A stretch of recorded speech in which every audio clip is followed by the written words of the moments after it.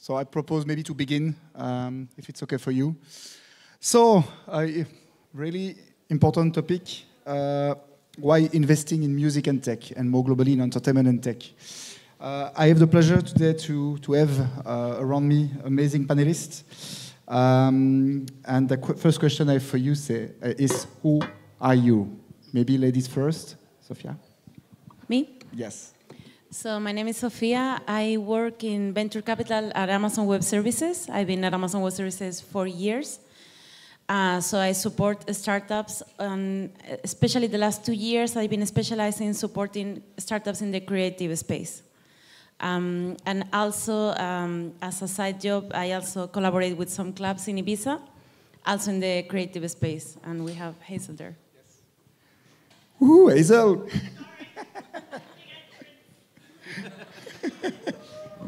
Woo! Bart, maybe. Yeah. Hi, I'm Bart. Hi, Hazel. Hi. So I'm mainly active in the media industry. So we built out a company called You're Active, but it got acquired a month ago, so that'll slow down a bit. And then I'm also with EIC, which is European Innovation Council, which is a fairly large investment fund. And as a background, been active in tech and media, and a lot in music along the way. I once ran a local company called Skynet, which at the time was the first download and streaming and all kind of music things at the time. Thank you, Bart. Hazel? Thank you. Sorry for being late. I thought we were overrunning. I was just getting a water. Hi, everyone. My name is Hazel Savage. I was the CEO and co-founder of Musio. I sold Musio, which is an AI startup, to SoundCloud last year, about a year ago. So I'm now the vice president of music intelligence at SoundCloud. So I'm a previous founder, but I also now do angel investing in very early stage music tech companies. I've made 3 investments so far, all in the music tech space, one of which was Audio Shake, who I think won the pitch competition at California last year. So yeah, always happy to talk all things music tech and investing. And Audio Shake was the best WMT startup last year. So yes. Love it. Xavier. So my name is Xavier. I'm the CEO of Lean we are a seed and Series A venture capital investing in disruptive tech companies. We are based in Liège. One of our focus is the cultural and creative industries in which we can find music tech. And we have created and we organize the Walifonia Music Tech since 7 years, thanks to Jérôme and Carly. Thank you, Xavier. So first question, guys, big question, why investing in music and tech? Hazel? I categorically don't know about anything else. That's why I invest in music tech. That's the short answer. The slightly longer answer is my first ever job was I used to work at HMV, record store in the UK. That was my first job out of uni, stacking shelves, putting the CDs and cassettes, that's my age, on the shelves.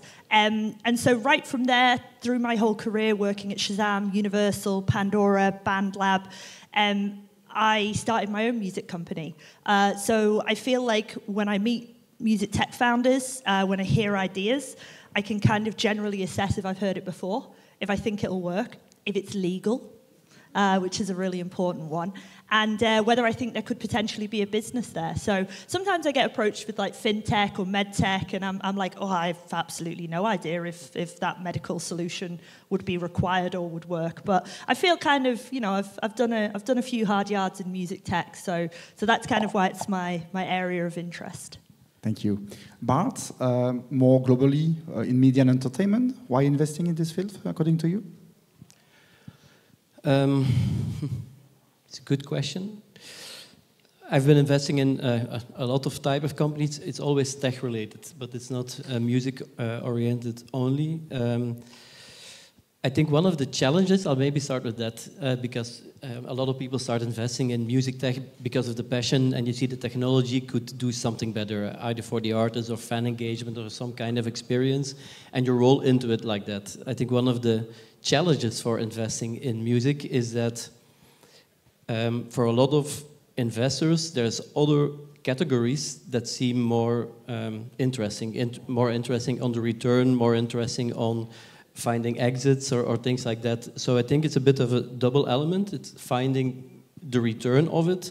or looking at it as not only a commercial return. If you take another category like clean tech, to take something completely different, people are quite okay with investing a lot in clean tech because even if it would not be an incredible commercial success, we still do something better for the planet, right? You could have the same kind of approach partly for music or for entertainment in general.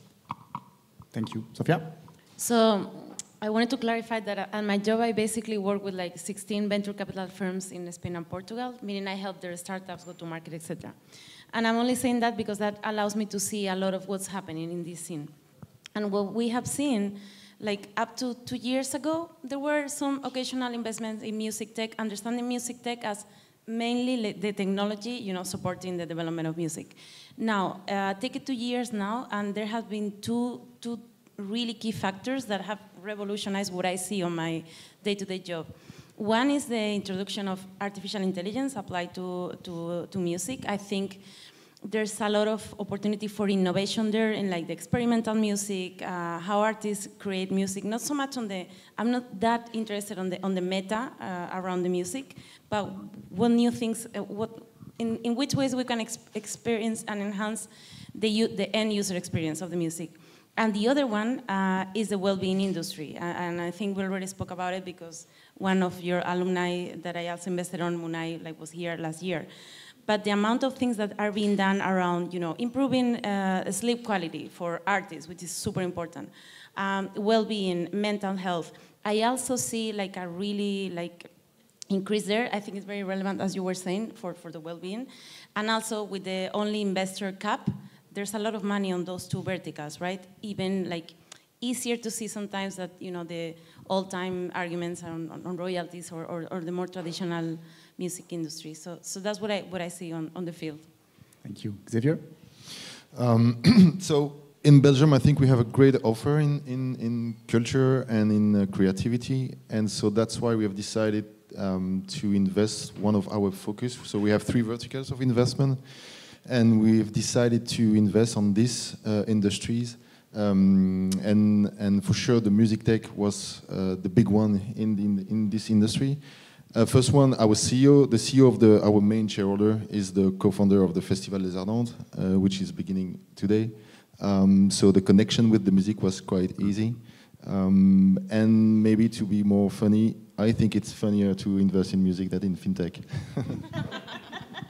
It's funny or it's funner? Both.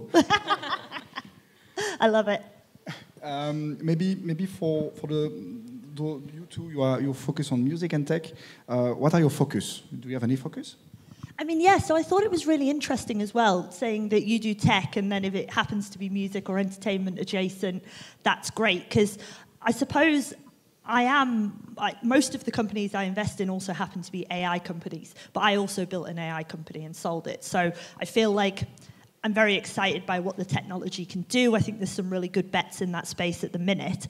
But I also think that it's not good enough to just be a good tech company, a good music tech company amongst other music tech companies. You've got to be a good tech company, full stop.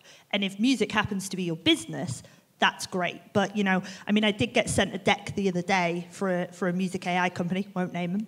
And basically, it was a solo founder, which I thought was interesting for a deep tech company. And I was like, yeah, I'll take a look at a deck. And I already had 2 questions before I got the deck. And my 2 questions were, what data sets did you use to train your AI? Were they legal? And 2, who's your CTO? And I got the deck, and neither of those things were answered. So then I just hit them directly with those 2 questions, never got back to me. So not going to invest in that company, obviously. So I think, as I say, I don't think it's good enough just to be good for music. Like we were saying before, if the wellness industry is, 300 billion a year, and music's only 20, we're already a niche of a niche. So it's not good enough to just be good within our own sort of pocket.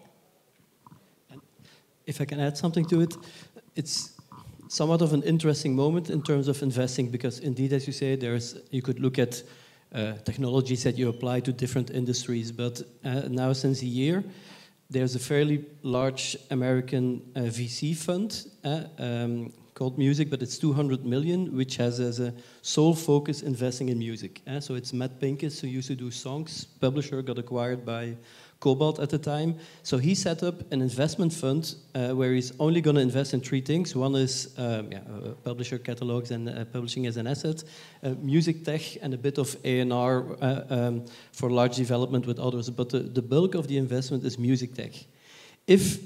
So it's somewhat comparable, I think, to what you're doing here. If that would work out, and a lot of people are watching it, I think it could give birth to a lot of vertically music tech-oriented funds.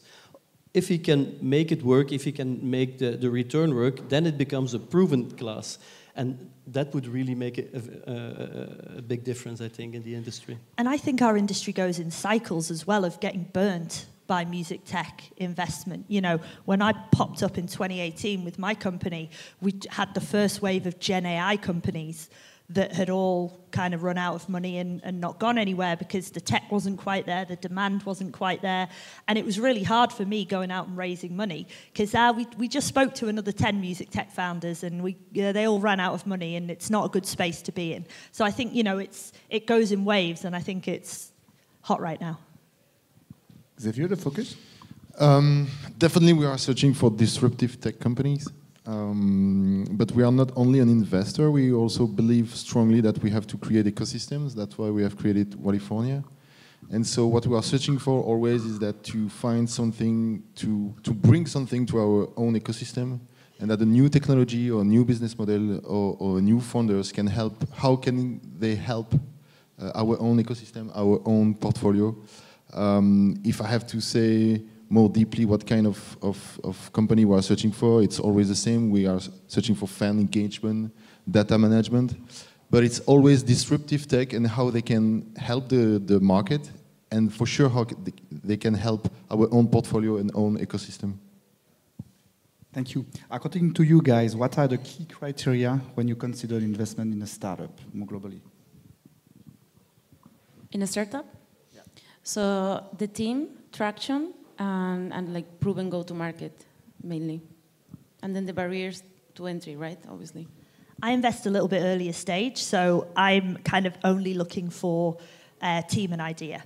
And so for anyone building a company or raising money, how far you are down the pipeline depends which investors you might want to approach. So for me, I just really have to love the founder. Like, I have to think, no matter what that person would do, they're going to be successful. I'm going to work for them one day. And then I have to like the genesis of the idea. You know, with Audio Shake, I actually got introduced to them by my friend at Downtown Music Publishing. And he was like, oh, Hazel, you've got to try this new source separation. I was like, nah, bullshit. I was like, I've tried every source separation, doesn't work, none of it works. It's rubbish. The sound compression's terrible, the audio leaking, nah. And he was like, no, seriously, check it out. And I was like, well, all right, since it's you, I'll check it out.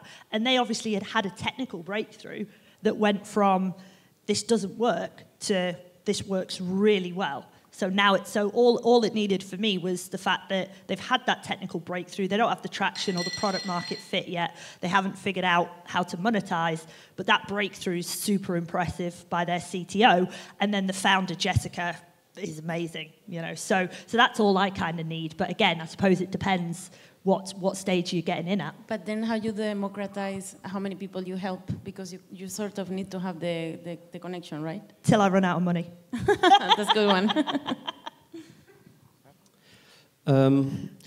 There's two answers. I'll give one on the EIC approach. EIC is the European Innovation Council, which focuses on investing in what we call deep tech. And so the answer there is the technology is key because you need to have differentiable technology. The deep tech means that it's not just another social layer or platform or whatever. It needs to be something where you develop your own IP.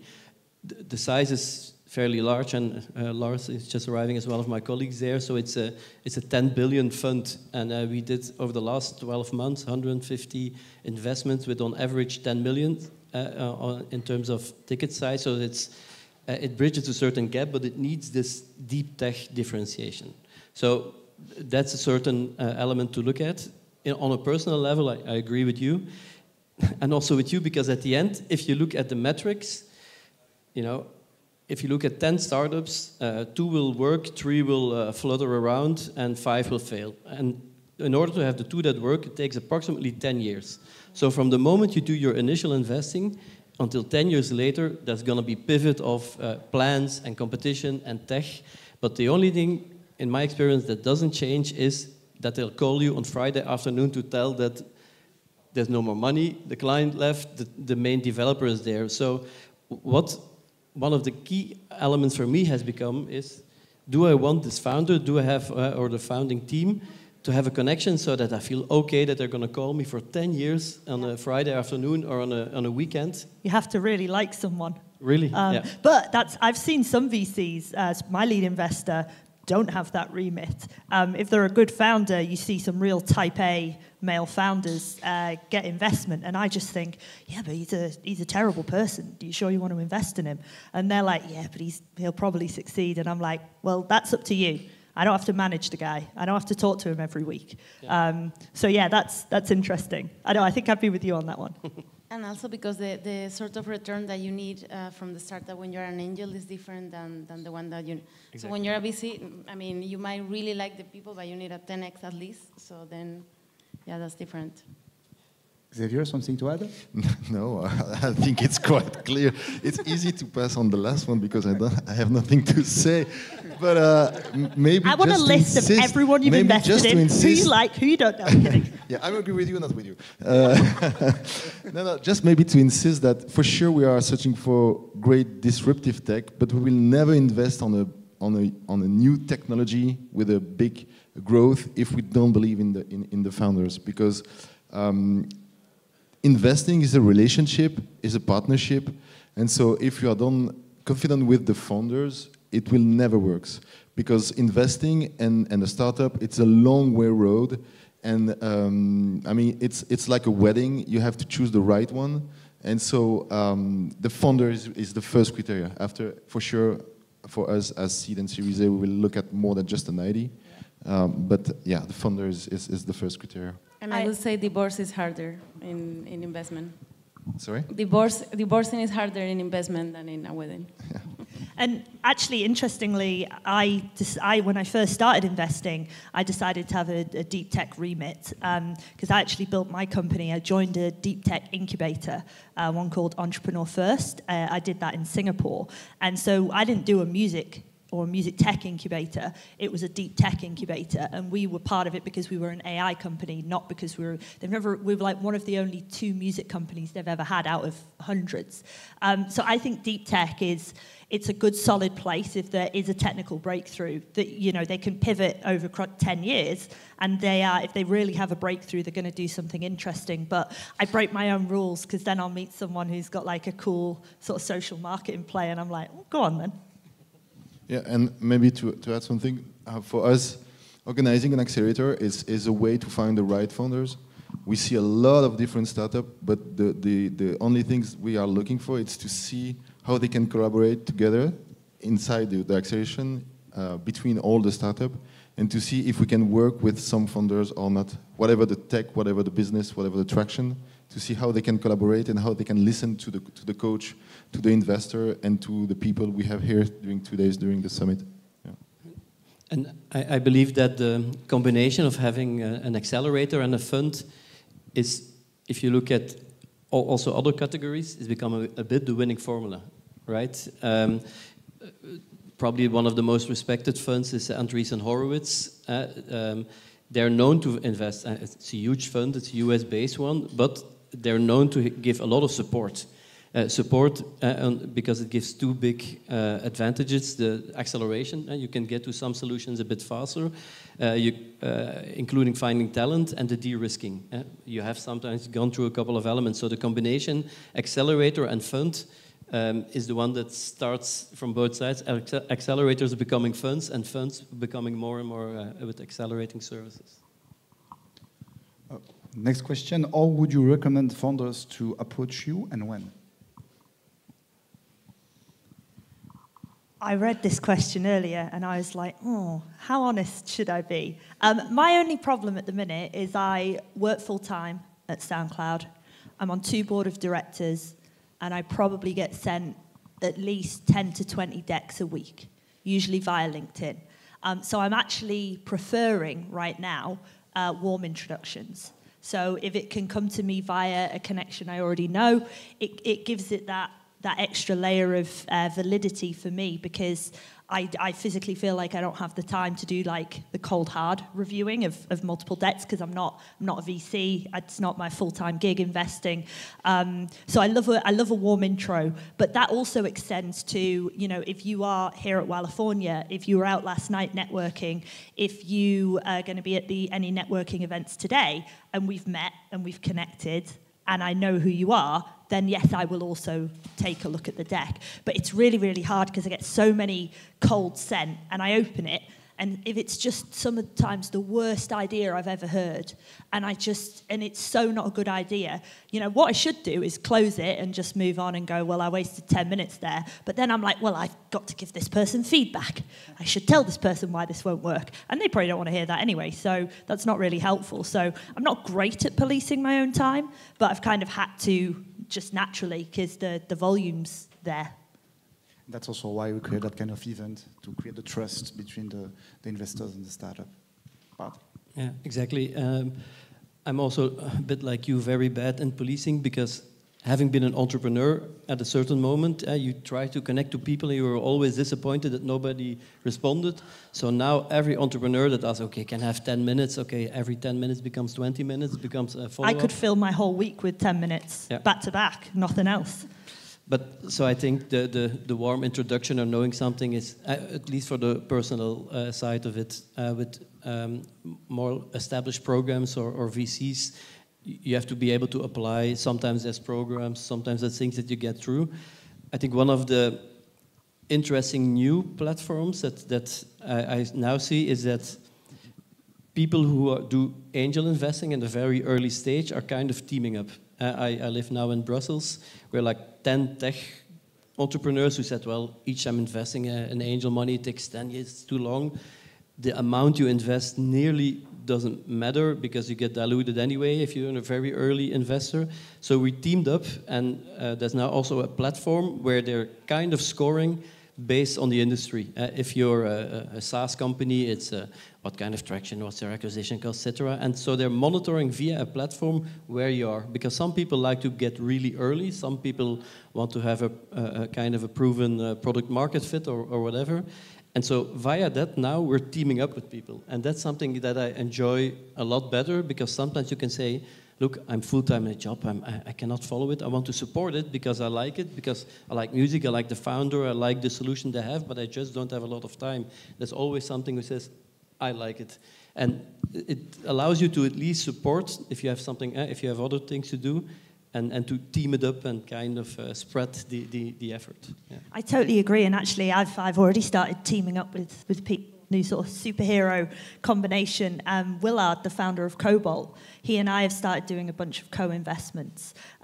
He does slightly larger tickets than I do, as you can imagine. But we find companies and we share them with each other. And we just seem to, when you find another angel who's got a similar taste in the kind of companies you like, again, that can be a great way to just shorten that path between, I've got 100 decks, and obviously I can't review all of them. So how do I even figure out how to prioritize? I feel that we're going to end up in one together. I feel like for sure we should invest in something. Send me some decks. I'll read all of them.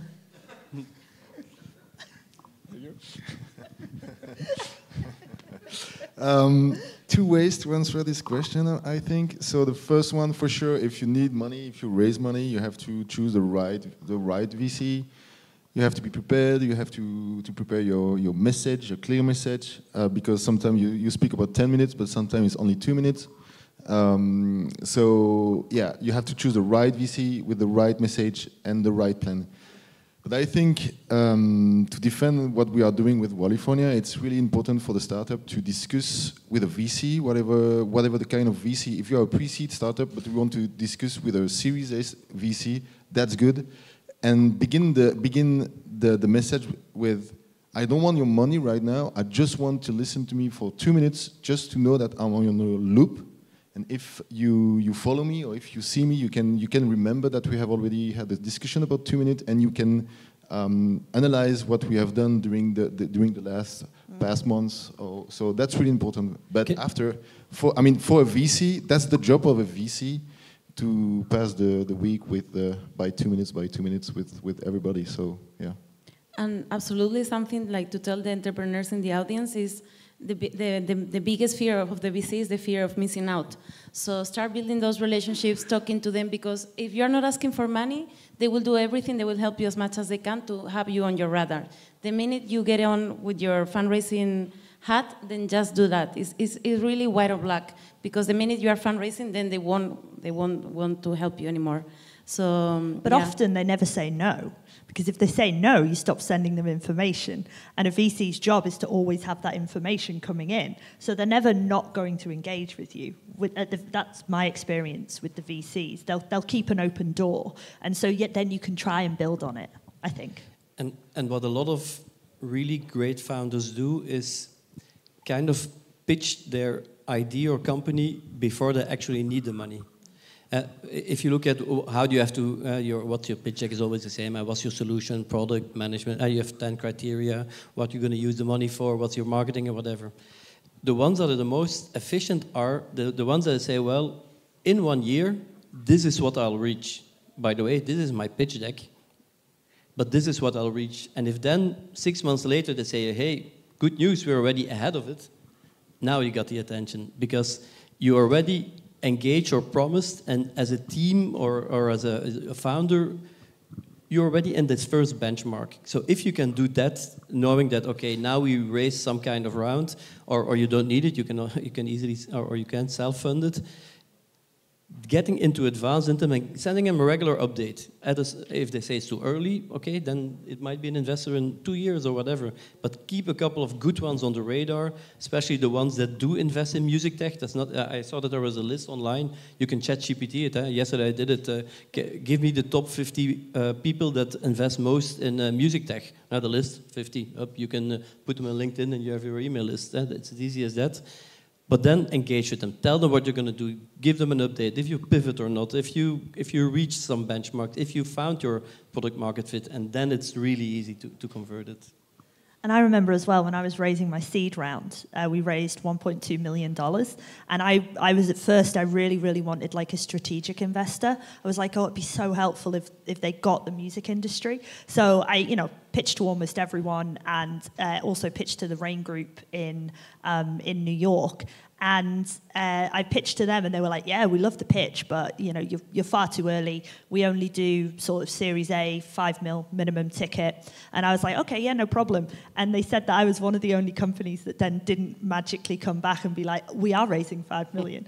I was like, no, we're only raising 1.2. But I met with them like 3 times over the years, and I was trying to tee them up for the Series A, ended up selling the company before that. But I think that would have been where I was going, and as a CEO, that's kind of your job to be cooking those relationships. Can I ask you a question? With California, when you make a certain investment, do you have kind of angel rounds, or where you have individuals who are interested who can? So California is not investing on company. California is the acceleration program. So this is Lean Square, the investment fund who invested. We can make lead investment or co-investment. And so we are always, when we analyze a company, we are always looking at who is around the table, whatever the kind of investor, business angel or VC. But what we are always looking for, it's smart investor, to be sure that it's not only money, but it's always connection or ecosystem or knowledge of the tech or knowledge of the market. Because I think it's typically a sector or domain where people who would know well, Lean Square or the fund went through it, they have guidance from California, so there is a bit of de-risking and acceleration. If you then say, well, would you ready to support that for a certain amount? I think a lot of people would say yes to it. So I think it could be a fairly easy complement by having kind of an angel network, because it is something that speaks to so many passion of like everyone in the world, basically. Yeah. I think it's typically classic entrepreneur pitching a new idea. Yeah, but during the summit, there is a lot of different investors, so they can have access to information, they can have access to the pitch, so they can make their own investment if they want. But what we don't want is to invest directly in the company in the beginning of the acceleration. There is no sense for us to do that. So sometimes we have a year where we will not invest in the startup during the acceleration program, and sometimes during a year we will invest in 3 startups. So it depends. Yeah. Okay. Okay, before closing, thank you guys. Before closing the session, I will propose 1 or 2 questions from the audience. Is there any question from our panelists? Yes? Thanks.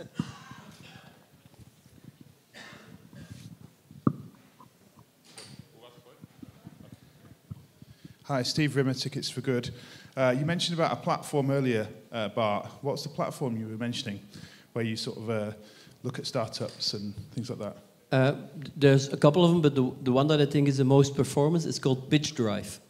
So you basically upload, they do a take-in, you upload it, and then they start scoring it, and soon you'll have an applied algorithm to it. Will say, well, companies that do this and have this traction fit with that kind of investors. And yeah, but there's a couple of them, but I think that is the one that is most performing. Yeah.